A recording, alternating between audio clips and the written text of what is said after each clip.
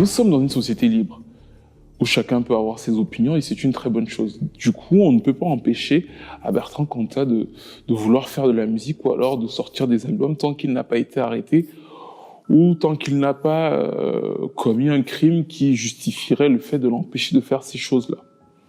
En revanche, son positionnement, selon moi, a cette perversité de faire croire que l'histoire de ces femmes est un rajout dans son parcours de poète sulfureux et maudit. Non, et ce n'est absolument pas le cas. Elles ne sont pas un parcours de cet homme, ce sont des femmes qui ont existé, qui ont des histoires qui existent, qui méritent d'être racontées et qui ont justement eu, elles, le malheur de croiser son chemin à un moment ou à un autre. Marie Trintignant, parce qu'il l'a battue sur ses coups avec une barre tellement forte, encore une fois, et il faut le rappeler, que la puissance était similaire à une moto de 180 km/h. Et ça n'a rien à voir avec le rock romantique, en fait. Ça a à voir avec l'homme qu'il est. De la même façon que quand on lit, quand on entend les messages d'effroi de Christina Radi, qu'il n'a pas tué, mais quand on voit la détresse qu'elle raconte, ça n'a pas à voir avec quoi que ce soit de musical, ou de sympathique, ou de romantique, ou de l'enfant persécuté, non. Ça a à voir avec l'homme que ces femmes ont croisé sur leur chemin et qu'elles ont tour à tour pensé qu'elles pouvaient sauver pour qu'elles finissent par elles-mêmes s'y perdre. Et c'est le cas de beaucoup d'autres hommes et femmes, mais là nous parlons spécifiquement de femmes qui parfois, trop souvent d'ailleurs, mettent leur propre vie en danger dans l'espoir de se dire que l'homme en face d'elles changera, ou alors dans l'espoir, comme Christina, de se dire que je n'ai pas envie que mes enfants soient orphelins. Parce qu'au final, dans ce genre de cas, quand beaucoup de femmes, comme tous les jours, se retrouvent face à ce genre d'hommes, ça ne change pas grand-chose. Les enfants le sauront, en fait.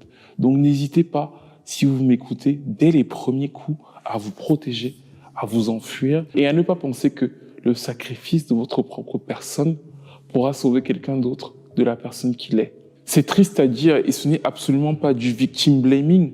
Au contraire, c'est pour montrer à quel point elle a vraiment cru et s'est finalement retrouvée à l'opposé de ce qu'elle voulait défendre. Mais si Christina Radi, comme il semble l'être établi, avait finalement dit au moment où Bertrand Cantat a frappé et tué Marie Trintignant qu'il avait été violent à plusieurs reprises, comme ça avait déjà été le cas avant ce crime, non seulement elle aurait peut-être pu s'épargner la vie horrible qu'elle nous décrit dans ses audios, mais elle aurait peut-être pu voir justement ses enfants grandir un peu plus longtemps et leur épargner la scène d'horreur de voir un petit garçon de 12 ans descendre sa mère pendue aux côtés de son père ivre. On a commencé cette vidéo avec la notion de l'amour.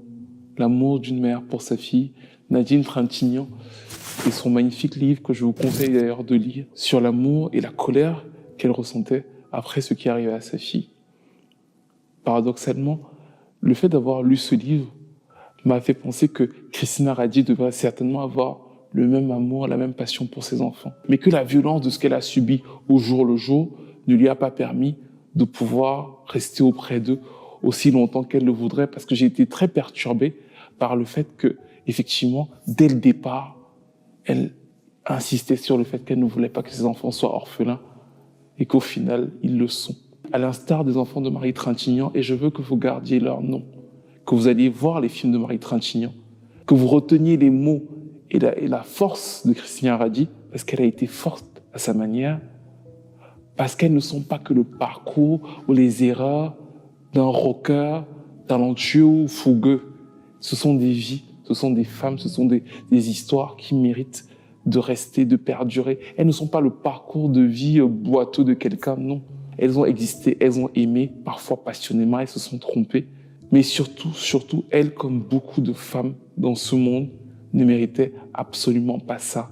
Dès le premier coup, partez, que ce soit pour les enfants ou quoi que ce soit d'autre, partez. On préfère parfois se sacrifier au nom de la famille, mais ça ne vaut pas le prix d'une vie. Je pense que tous les enfants, aussi grands et aussi vieux qu'ils soient, préfèrent toujours leur maman vivante. Merci de m'avoir écouté, c'était Stevie de Music Feelings, et on se retrouve très vite pour une nouvelle vidéo.